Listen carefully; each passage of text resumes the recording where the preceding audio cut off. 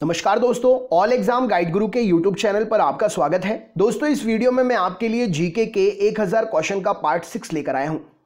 Selected question इस video में मैंने लिए हैं और मैं आपके लिए इस वीडियो में 100 क्वेश्चंस कंप्लीट कराऊंगा विद इन 12 मिनट्स। 12 मिनट में 100 क्वेश्चन हम इस वीडियो में कवर करेंगे।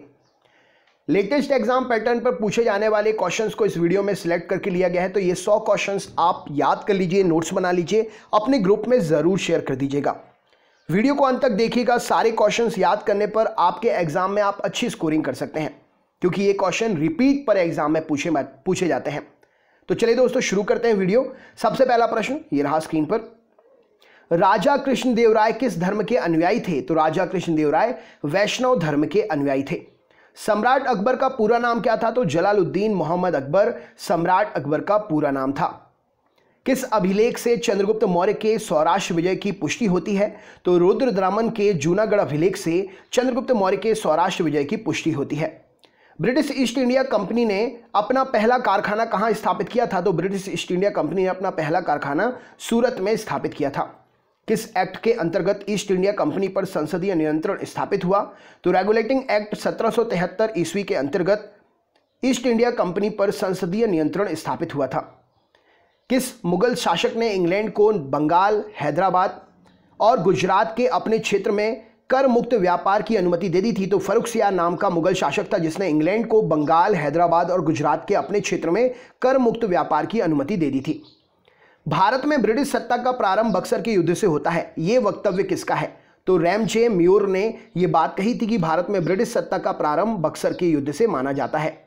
हड़प्पा के विशाल टीलों की ओर सर्वप्रथम किसने ध्यान आकृष्ट किया था? तो हड़प्पा के विशाल टीलों की ओर सर्वप्रथम ध्यान चार्ल्स मैसन ने आकृष्ट किया था।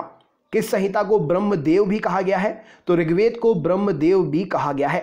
जौनपुर की अटाला मस्जिद का निर्माण किसने कराया था? तो इब्राहिम शर्की ने जौनपुर की अटाला मस्जिद का निर्माण कराया था।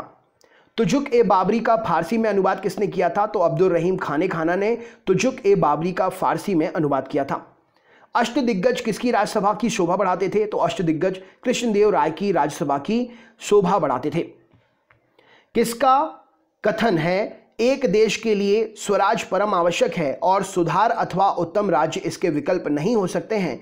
तो ये बात लाला लाजपत राय जी ने कही थी कि एक देश के लिए स्वराज परम आवश्यक है। किस समाज सुधारक के प्रयत्नों के फलस्वरूप 1891 में सम्मति आयु अधिनियम पास हुआ, जिसमें 12 वर्ष से कम आयु की कन्याओं के विवाह पर रोक लगा दी गई थी? तो पारसी सुधारक थे वीएम मालबारी, जिन्होंने इस काम को किया था।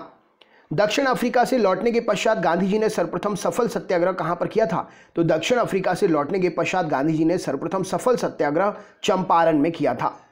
भारत विभाजन के सिद्धांत को सर्वप्रथम किस नेता ने स्वीकार किया था? तो भारत विभाजन के सिद्धांत को सर्वप्रथम चक्रवर्ती राजगोपालचारी ने स्वीकार किया था। प्रेस पर सभी प्रतिबंध किस समय समाप्त कर दिए गए थे? तो चार्ल्स मेडकॉफ के समय प्रेस पर सभी प्रतिबंध जो है समाप्त कर दिए गए थे। काकोरी रेल डकैती कांड किस वर्ष हुआ था? 1925 में काकोरी रेल डकैती कांड हुआ था। सवर्ण हिंदुओं की फांसीवादी कांग्रेस कहकर कांग्रेस का चरित्र निरूपण किसने किया था? तो सवर्ण हिंदुओं की फांसीवादी कांग्रेस कहकर कांग्रेस का चरित्र निरूपण मोहम्मद अली जिन्ना ने किया था। गांधी जी ने भारत में प्रथम उपवास किस घटना के संबंध में रखा था? तो अहमदाबाद की मिल हड़ताल के विरोध में गांधी जी ने भारत में प्रथम उपवास किया था। भारत की राजधानी कलकत्ता से दिल्ली स्थानांतरित करने की घोषणा कब की गई थी? तो भारत की राजधानी दिल्ली से कलकत्ता 1911 में स्थानांतरित करने की घोषणा हुई थी। कॉमनवेल्थ पत्रिका का प्रकाशन किसने किया था? तो एनी बेसेंट ने कॉमनवेल्थ पत्रिका का प्रकाशन किया था। असहयोग आंदोलन के दौर में अलीगढ़ में किस राष्ट्रीय शिक्षा संस्थान को स्थापित किया गया था? तो असहयोग आंदोलन के दौर में अलीगढ़ में जामिया मिलिया इस्लामिया जो है शिक्षक संस्थान को स्थापित किया गया था। मताधिकार के लिए न्यूनतम आवश्यक आयु 21 वर्ष से घटाकर 18 वर्ष किस संविधान संशोधन द्वारा कर दी गई थी?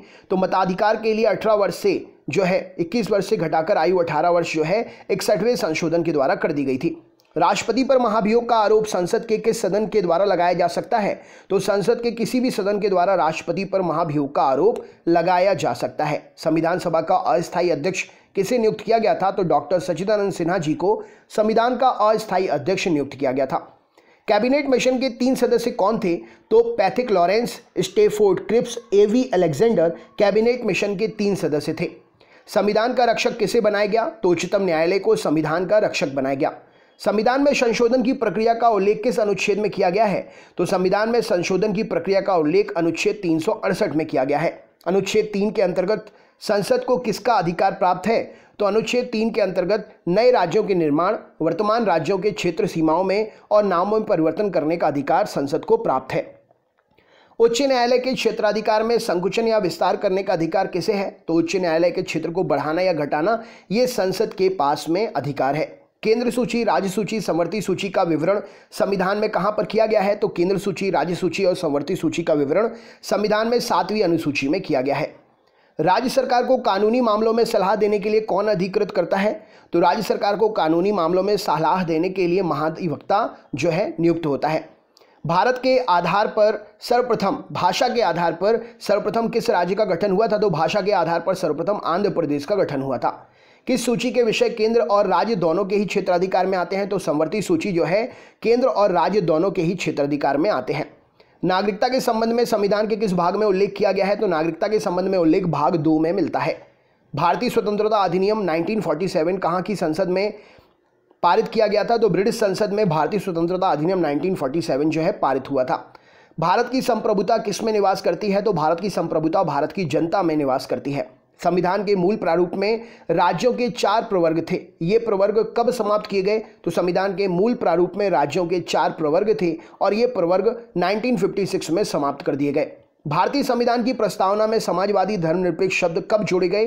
तो भारतीय संविधान की प्रस्तावना में समाजवादी धर्मनिरपेक्ष शब्द जो है 42वें संविधान संशोधन अधिनियम के तहत 1976 में जोड़े गए थे।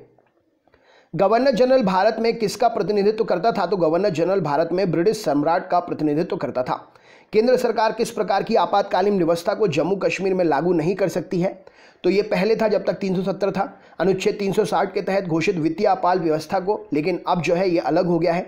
गणतंत्र के रूप में भारत का कब जन्म हुआ था? तो 26 जनवरी 1950 को गणतंत्र के रूप में भारत का जन्म हुआ था। नेक्स्ट क्वेश्चन, अनुच्छेद 39 क में वर्णित समान न्याय और निःशुल्क विधिक सहायता का निर्देश तत्व संविधान के किस संशोधन के अधिनियम की देन है? तो यह संविधान के 42वें संशोधन अधिनियम की देन है।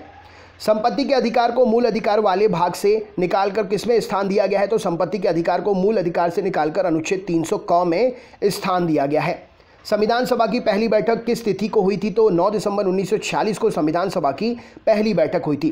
पृथ्वी से सूर्य की औसत दूरी कितनी है? तो 14.96 करोड़ किलोमीटर पृथ्वी से सूर्य की औसत दूरी है। पिनेरीज पर्वत किस देश की सीमा बनाता है? तो पिनेरीज पर्वत जो है फ्रांस और स्पेन की सीमा बनाता है। स्वर्णिम चतुर्भुज किसका द्योतक है? तो स्वर्णिम चतुर्भुज जो है 4 महानगर दिल्ली, मुंबई, चेन्नई और कलकत्ता को जोड़ने वाला, अंतर संबंधित करने वाला सुपर राजमार्ग है। तेलुगु गंगा परियोजना के जल में हिस्सेदारी कौन से राज्य हैं? तो तेलुगु गंगा परियोजना के जल में आंध्र प्रदेश, महाराष्ट्र और कर्नाटक राज्य हिस्सेदार हैं। नर्मदा और ताप्ती नदियों से घिरा कौन सा पर्वत है? तो सतपुड़ा पर्वत नर्मदा और ताप्ती नदियों से घिरा हुआ है। संसार के निकेल उत्पादन में लगभग 90% योगदान किस देश का है? तो संसार के निकेल उत्पादन में 90% योगदान कनाडा का है। प्रायद्वीपीय पठार की अधिकांश नदियां पूर्व की ओर बहती हैं और बंगाल की खाड़ी में गिरती हैं। कौन सी नदियां पश्चिम की ओर प्रवाहित होकर अरब सागर में गिरती हैं?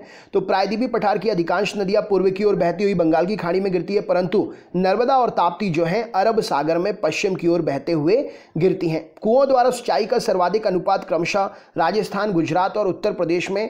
नलकूपों की प्रतिशतता किस राज्य में सर्वाधिक है? तो नलकूप से सर्वाधिक सिंचाई जो है उत्तर प्रदेश में होती है। जस्ते के लिए प्रसिद्ध जावर की खदानें किस राज्य में है? तो जस्ते के लिए प्रसिद्ध जावर की खदानें राजस्थान में है। किम्बरले किसके लिए प्रसिद्ध है? तो हीरे और सोने की खदान के लिए किम्बरले जो है प्रसिद्ध है। भारत का रुपया कौन सी मुद्रा है? तो भारत का रुपया जो है विधिग्राह्य मुद्रा है। नेक्स्ट क्वेश्चन, वह मुद्रा जिसमें शीघ्र पलायन कर जाने की प्रवृत्ति होती है वह कौन सी मुद्रा होती है? तो जिस मुद्रा में शीघ्र पलायन कर जाने की प्रवृत्ति होती है वह हॉट मनी कहलाती है। वह मुद्रा जिसकी आपूर्ति की तुलना में मांग लगातार अधिक रहती है वह कौन सी मुद्रा कहलाती है? तो वह मुद्रा जिसकी आपूर्ति की तुलना में मांग लगातार अधिक रहती है उसे हार्ड करेंसी कहते हैं। सरकार द्वारा पुरानी मुद्रा को समाप्त कर नई मुद्रा चलाना क्या कहलाता है? तो सरकार के द्वारा पुरानी मुद्रा को समाप्त कर नई मुद्रा चलाना विमुद्रीकरण कहलाता है। बाजार के नियम के प्रस्तुतिकर्ता कौन थे? तो बाजार के नियम के प्रस्तुतिकर्ता जेबी से थे। माल एवं सेवाओं की पूर्ति की तुलना में मुद्रा की पूर्ति की कमी किस कारण होती है? तो माल और सेवाओं की पूर्ति की तुलना में मुद्रा की पूर्ति की कमी मुद्रा संकुचन के कारण होती है। कौन सी मुद्रा आपूर्ति नियंत्रण में सहायक नहीं होती है? तो मुक्त बाजार की नीति जो है मुद्रा आपूर्ति नियंत्रण में सहायक नहीं होती है। वह अवस्था जिसमें मुद्रा का मूल्य गिर जाता है और कीमतें बढ़ जाती हैं उसे क्या कहते हैं? तो वह अवस्था जिसमें मुद्रा का मूल्य गिर जाता है और कीमतें बढ़ जाती हैं उसे स्टैगफ्लेशन कहा जाता है। मुद्रास्फीति से बाजार की वस्तुओं पर क्या प्रभाव पड़ता है? तो मुद्रास्फीति से बाजार की वस्तुएं जो है महंगी हो जाती हैं। स्तनधारी प्राणियों में रक्त का सबसे अधिक तापमान किस पशु का होता है? तो स्तनधारियों में रक्त का सबसे अधिक तापमान जो है व्हेल मछली में होता है। रेडियो एक्टिविता की इकाई क्या है? तो बैक्यूरल रेडियो एक्टिविता की इकाई है। ध्वनि से संबंधित विज्ञान क्या कहलाता है? तो एक्वास्टिक को जो है ध्वनि से संबंधित विज्ञान की शाखा कहते हैं। प्रतिदीप्ति घनत्व का मात्रक क्या है? तो प्रतिदीप्ति घनत्व का मात्रक लक्स है। बादल का हवा में तैरने का कारण क्या है? तो वायु की शांता एवं अपने कम घनत्व के कारण बादल जो है आकाश में तैरते हैं। जीवन के उद्भव का प्रथम वैज्ञानिक विवरण किस वैज्ञानिक ने प्रस्तुत किया था? तो जीवन के उद्भव का प्रथम वैज्ञानिक विवरण AI ऑपेरेन ने प्रस्तुत किया था। इंसुलिन की खोज किसने की थी? तो FG बेंटिंग और बेस्ट ने मिलकर इंसुलिन की खोज की थी। विटामिन सी का रासायनिक नाम क्या है? तो एस्कॉर्बिक एसिड विटामिन सी का रासायनिक नाम है। पानी का अधिकतम घनत्व किस ताप पर होता है? तो पानी का अधिकतम घनत्व 4 डिग्री सेल्सियस पर होता है। एपिलेप्सी रोग का संबंध किससे है? तो नाड़ी संस्थान से संबंधित है एपिलेप्सी रोग। ईलो प्रणाली का संबंध किस खेल से है? तो ईलो प्रणाली जो है शतरंज में उपयोग की जाती है। टाइम आउट शब्द किस खेल से संबंधित है? तो क्रिकेट से संबंधित है टाइम आउट शब्दावली। एशियाई खेल सर्वप्रथम कहां पर और कब आयोजित हुए थे? तो एशियाई खेल 1951 में नई दिल्ली में सर्वप्रथम आयोजित हुए थे। प्रथम दक्षेश खेल कहां पर आयोजित किए गए थे? तो प्रथम दक्षेश खेल जो है काठमांडू नेपाल में आयोजित किए गए थे। टैरफगलर ट्रॉफी किसे प्रदान की जाती है? तो टैरफगलर ट्रॉफी जो है ये राष्ट्रमंडलीय खेलों में भारोत्तोलन की चैंपियनशिप जीतने वाले देश को दी जाती है। वेट लिफ्टिंग जीतने वाले देश को दी जाती है। भारत की सर्वाधिक पुरानी फुटबॉल स्पर्धा कौन सी है? तो डूरंड कप। इसका प्रथम आयोजन 1888 में शिमला में हुआ था। सबसे पुरानी फुटबॉल ट्रॉफी है। नेक्स्ट क्वेश्चन देखते हैं। अगला प्रश्न, भारत के अधिकृत रूप से कब ओलंपिक खेलों में भाग लेना शुरू किया था? तो भारत ने एडवर्ड ओलंपिक 1920 में जो हुआ था उसमें अधिकृत रूप से भाग लेना शुरू किया था। पोलो के खेल में प्रत्येक पक्ष में खिलाड़ियों की संख्या कितनी होती है? तो पोलो में प्रत्येक पक्ष में 4 खिलाड़ी होते हैं। फ्री जोन शब्द किस खेल से संबंधित है? तो फ्री जोन शब्द खो खो खेल से संबंधित है। ऑस्ट्रिया के राजकुमार आर्क ड्यूक फ्रांसिस फर्डिनेंड की हत्या किस युद्ध का तात्कालिक कारण बनी थी? तो ऑस्ट्रिया के राजकुमार आर्क ड्यूक फ्रांसिस फर्डिनेंड की हत्या जो है ये प्रथम विश्व युद्ध का तात्कालिक कारण बनी थी। किस वंश के सम्राट शिन हुआंग ने चीन की महान दीवार का निर्माण कराया था? तो चीन की महान दीवार का निर्माण करने वाला शिन हुआंग शिन वंश का शासक था। झारखंड के आदिवासी म्यूजियम कहां पर स्थापित है? तो झारखंड में आदिवासी म्यूजियम रांची में है। इंद्रावती राष्ट्रीय बाघ परियोजना किस राज्य में है? तो इंद्रावती राष्ट्रीय बाघ परियोजना छत्तीसगढ़ में है। संयुक्त राज्य अमेरिका ने किस परियोजना के अंतर्गत परमाणु बम का निर्माण करवाया था? तो संयुक्त राज्य अमेरिका ने मैनहट्टन परियोजना के अंतर्गत परमाणु बम का निर्माण कराया था। आजीवक संप्रदाय के संस्थापक कौन थे? तो मक्खली गोशाल आजीवक संप्रदाय के संस्थापक थे। किस शासक को बदायूनी ने इस्लाम विरोधी कहा था? तो अकबर को बदायूनी ने इस्लाम विरोधी कहा था। शिवाजी का जन्म कहां पर हुआ था? तो शिवनेर के पहाड़ी दुर्ग में शिवाजी का जन्म हुआ था। तोलकप्पियम क्या है? तो तोलकप्पियम संगमकालीन तमिल व्याकरण ग्रंथ है। शाहजहां का प्रारंभिक नाम क्या था? तो खुर्रम शाहजहां का प्रारंभिक नाम है। उपनिषदों का फारसी में अनुवाद किसने करवाया था? तो दारा शिकोह ने उपनिषदों का फारसी भाषा में अनुवाद कराया था।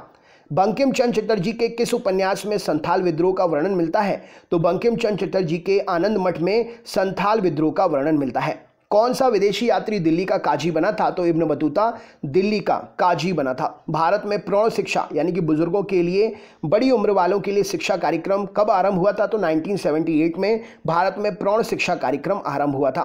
किसने कहा था विवेकानंद आधुनिक राष्ट्रीय आंदोलन के आध्यात्मिक पिता हैं? तो सुभाष चंद्र बोस जी ने ये बात कही थी कि विवेकानंद आधुनिक राष्ट्रीय आंदोलन के आध्यात्मिक पिता हैं।